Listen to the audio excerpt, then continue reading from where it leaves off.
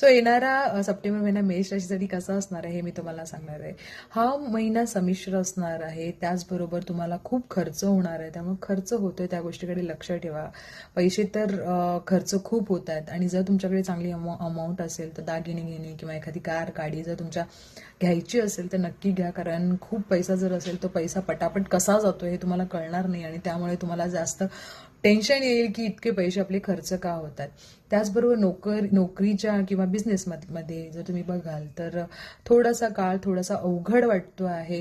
बिझनेससुद्धा slow चाललेला आहे. 15 तारखेनंतर चांगल्या गोष्टी सुरळीत होतील आणि ऑफिसमध्ये सुद्धा थोडंसं शांतपणे वागा, शांत राहून डिसिजन घ्या, कारण काही गोष्टी बिघडण्याची शक्यता आहे.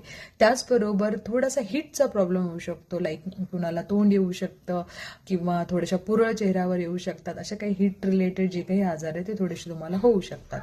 Husband वाईफचे relation